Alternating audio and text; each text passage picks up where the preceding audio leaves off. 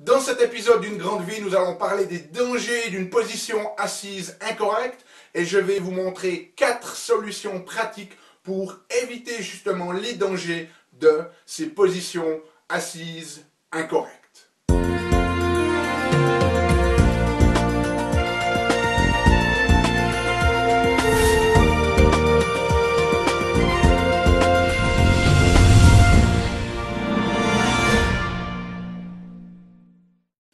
Parce que la vie est bien trop magique pour être petite. Nous avons tous besoin d'un antidote contre la morosité ambiante, d'un remède contre la résignation et contre les broutilles du quotidien, et une prescription pour grandir en conscience et faire que nos rêves dévorent notre vie. Bonjour, je suis le Dr Yannick Pauly, bienvenue à un nouvel épisode de Une grande vie. Et comme toujours dans ces épisodes, je me propose de partager avec vous, de vous faire découvrir et intégrer dans votre vie des solutions pratiques et pragmatiques pour grandir en conscience, qu'elles soient physiques, émotionnelles, psychiques ou spirituelles, car c'est bien cette conscience qui est au cœur de notre évolution et d'une vie pleinement vécue. Et dans cet épisode, qui est un peu la suite du précédent, nous allons continuer notre prise de conscience des effets néfastes de la position assise, mais cette fois je ne vais pas vous parler des effets néfastes de la position assise prolongée, que j'ai parlé ou que j'ai partagé avec vous dans notre épisode précédent. Je vais vous parler des dangers de la position assise incorrecte. Si vous vous souvenez, nous avons dit dans notre épisode précédent que le fait d'être assis de manière prolongée est un facteur de risque pour notre santé, indépendamment de la quantité d'heures d'activité physique ou de sport que vous faites le reste du temps. Donc si vous êtes assis beaucoup dans la journée, eh bien vous augmentez votre risque de quasiment virtuellement toutes les maladies et vous diminuez votre espérance de vie. Souvenez-vous peut-être de cette statistique où les gens qui sont assis plus de 6 heures par jour ont une espérance de vie qui est réduite de 2 ans. 2 ans 2 ans, pas 4. 2 ans par rapport aux personnes qui sont assises moins de 3 heures par jour. Mais nous avons vu que cet aspect-là est dangereux, la position assise prolongée, mais ce n'est pas tout. Parce que un des dangers aussi, ce n'est pas seulement le temps que vous passez en position assise, mais c'est comment vous êtes assis. Si l'on regarde un petit peu en fait l'évolution de l'homme, on va voir que certains de nos ancêtres, ou encore dans certaines peuplades du monde, on passe souvent du temps assis, mais ils le font d'une manière très très différente de nous, et j'aimerais vous parler un petit peu de ça aujourd'hui. Donc, entrons dans le vif du sujet directement avec ces stratégies. Alors, la première stratégie qui est importante, qui revient à un autre épisode précédent, que je vous invite à voir, ce n'est pas eu l'occasion de le voir, c'est de diminuer le temps que vous êtes assis, avec comme première stratégie une position assise que l'on appelle ponctuée. Alors, qu'est-ce que ça veut dire ponctuée? Ça veut dire que l'on va faire régulièrement des pauses. C'est-à-dire qu'il va falloir diminuer le temps que vous passez en position assise. Et lorsque vous êtes assis, il va falloir aussi régulièrement vous lever tous les 20 minutes, bouger un petit peu. Idéalement 30 à 35 changements posturaux durant la journée. Je ne vais pas entrer dans les détails. J'ai fait un épisode complet là-dessus. Je vous invite à le voir si vous voulez en savoir plus et si vous ne l'avez pas encore. Le deuxième aspect qui est fondamental pour une position assise, c'est le maintien de notre architecture vertébrale originelle. Alors qu'est-ce que je veux dire par là? Eh bien c'est que dans notre colonne, si l'on regarde notre dos, on a un certain nombre de courbures. Et si vous aviez l'occasion de voir mon bas du dos, eh bien nous avons une partie concave ici dans le bas du dos, on appelle une lordose, et dans la partie du milieu de mon dos, dans cette zone ici, c'est plutôt convexe, ce que l'on appelle une syphose, et puis dans ma nuque, de nouveau concave. Et nous avons, au travers de notre développement, depuis bébé à l'adulte, eh bien, nous allons développer ces formes au niveau de notre colonne vertébrale. Et il y a des formes qui sont absolument essentielles pour une bonne position assise. Et malheureusement, c'est en train de changer chez l'être humain, pour 2 raisons.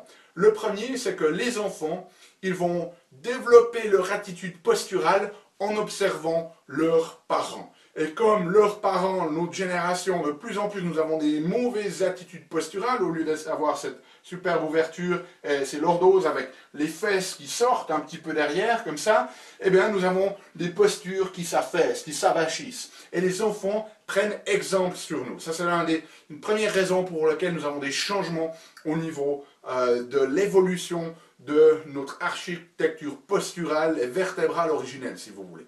Et la deuxième influence, c'est l'influence de la mode. C'est très très intéressant parce que si l'on regarde jusqu'au début du siècle, aux alentours de 1900, 1910, la mode, que ce soit au niveau du design des chaises, par exemple, elle respectait des positions assises qui respectaient cette architecture posturale originelle. Et même chose dans la mode, si vous voyez des vieux magazines de mode, vous allez voir que les femmes et les hommes, ou si vous voyez des photos de personnes, ils ont vraiment cette posture presque ouverte, fière, qui représente notre architecture vertébrale originelle. Et puis à partir des années 20, ben, nous allons voir que ça devient cool d'être complètement avachi. Et vous voyez apparaître dans la mode des femmes qui, au lieu de se tenir très ouvertes comme ça, commencent d'avoir les épaules qui se referment, d'être en position de côté quand elles font des photos et des choses comme ça. Et petit à petit, nous avons pris l'habitude d'utiliser ça comme norme finalement. Ah, se tenir comme ça, c'est la norme parce que c'est ce que les gens cool dans les magazines de mode font. Mais en fait, c'est extrêmement destructeur pour notre dos et pour notre santé. En fait, je vais vous demander d'imaginer la chose suivante. Il y a vraiment trois manières de se tenir. Dès le moment où vous êtes en position debout, comme ça, si l'on me regarde depuis le côté, eh bien, mon bassin, lui, il doit partir un petit peu vers l'arrière. C'est-à-dire que mon bassin, il va faire une légère, ce que l'on appelle antéversion. Il va se pencher un petit peu vers l'avant, ce qui va créer, hein, si l'on imagine mon bassin comme ça, ici, il va se pencher un petit peu en avant, ce qui va créer ici une lordose dans le bas du dos. Et ça, c'est optimal. Ça va nous permettre de nous asseoir et d'avoir une bonne assise pendant que nous sommes en position assise. Maintenant, ce que la plupart des gens font, c'est qu'ils font deux positions qui sont opposées à ça. L'une, c'est en fait où notre bassin, il va se pencher trop en avant. Et ce que l'on va faire, c'est que l'on va augmenter cette courbure ici, et puis on va se tenir très droit comme ça, mais avec beaucoup de tension. Et ça, ce n'est pas une bonne chose. Okay? Et l'autre attitude, c'est d'avoir le bassin qui part en arrière comme ça. Le bassin va partir en arrière en ce qu'on appelle rétroversion, c'est-à-dire que mon bassin part en arrière, et puis je vais commencer d'avoir cette position avec le dos en C comme ça, ce qui n'est pas bon non plus parce que ces deux positions vont surcharger pour les disques, l'autre va la mettre de tension au niveau musculaire. Bien évidemment, ce n'est pas le but de cette vidéo de vous montrer les détails de ça. Si vous êtes intéressé à en savoir plus, vous pouvez avoir plus d'informations dans notre DVD qui s'appelle Prévenir les dangers de la position assise prolongée. Mais c'est important de comprendre cet aspect-là. Donc, lorsque vous vous asseyez, il va falloir maintenir cette assise ou cette architecture originelle. Et le meilleur moyen que je puisse vous donner pour faire ça, c'est d'imaginer que comme les animaux, nous avons une queue. Et au moment où vous asseyez, il faut que votre queue, elle parte derrière vous.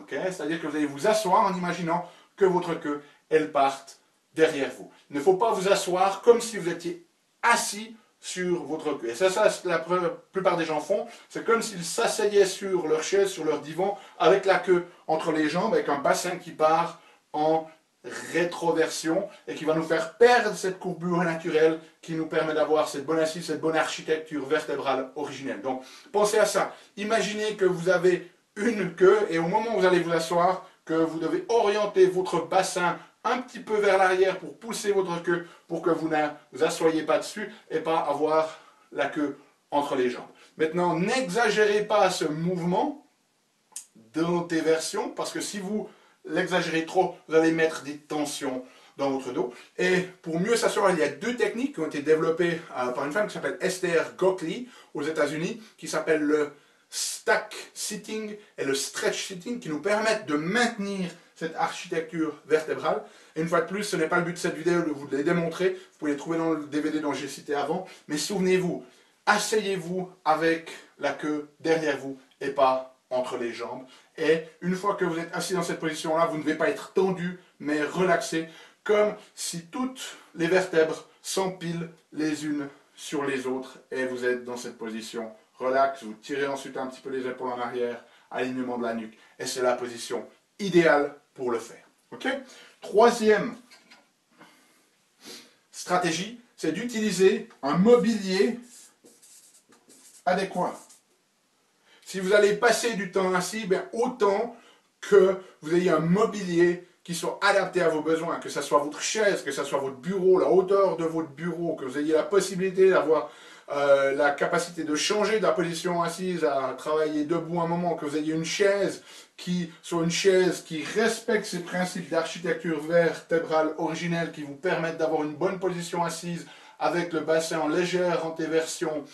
Toutes ces choses-là sont importantes, même si vous devez investir un peu, investissez dans du mobilier qui est adéquat. Malheureusement, de nos jours, ce qu'on a vu, nous, quand on observe nos patients, c'est que ce mobilier est complètement inadéquat. C'est pourquoi nous avons développé un coussin orthopédique pour les positions assises. Vous voyez, il est un petit peu plus fin devant que derrière, et vous le mettez sur le siège, et ce que ça fait, c'est que ça fait deux choses. Ça va forcer votre corps à maintenir cette position, cette architecture vertébrale originelle, et puis ça va aussi créer une conscience. Le fait de vous asseoir avec cette orientation particulière ergonomique de ce coussin, eh bien ça crée une conscience au niveau de votre cerveau. Ah oui, je dois maintenir cette posture adéquate. Si vous voulez plus d'informations, il y aura un lien sous cette vidéo. Et finalement, quatrième stratégie très très importante, il faut vous rendre compte que si vous travaillez beaucoup en position assise, dans un bureau par exemple, mais vous avez des demandes sur votre corps qui sont exactement les mêmes qu'un athlète par exemple qui ferait du sport à haut niveau. Et un athlète qui fait du sport à haut niveau, ben, il sait, il est conscient qu'il utilise son corps et des fois qu'il pousse son corps au-delà de ses limites, et il a tout un staff médical autour de lui, que cela soit un médecin, que ce soit des masseurs, chiropraticiens, ostéopathes, qui vont l'aider à maintenir son corps en état de forme physique optimale. C'est la même chose pour vous. Peut-être que vous n'êtes pas en train de vous préparer pour les Jeux Olympiques, mais si vous passez 4 heures, 6 heures, 8 heures, 10 heures sur votre place de travail en position assise, vous imposez des demandes sur votre corps qui sont aussi grandes qu'un athlète. Donc pourquoi ne pas vous aussi avoir un team, une équipe qui vous entoure pour vous permettre de rester en forme au niveau physique. Donc c'est pourquoi régulièrement, allez vous faire masser, allez chez votre ostéopathe, chez votre chiropraticien pour aligner votre posture, réduire les tensions dans le système nerveux, c'est très très important. Donc prenez soin de votre corps et de votre dos, régulièrement. Okay? Il n'y a pas de raison à ce que les athlètes, eux, aient accès à une équipe qui les aide à prendre soin d'eux-mêmes et que vous, qui ayez des performances similaires mais dans des domaines différents, n'ayez pas accès à ça. Okay? Donc 4 stratégies ici pour diminuer les risques de ces positions assises incorrectes. Une fois de plus, tout est question de conscience, d'intention. Choisissez l'une de ces stratégies, mettez-la en place jusqu'à ce que ça devienne une habitude, puis passez à la suivante. Quant à nous, jusqu'à notre prochain épisode, n'oubliez pas, émerveillez-vous, aimez la vie, contribuez chaque jour un petit peu plus et vivez une grande vie.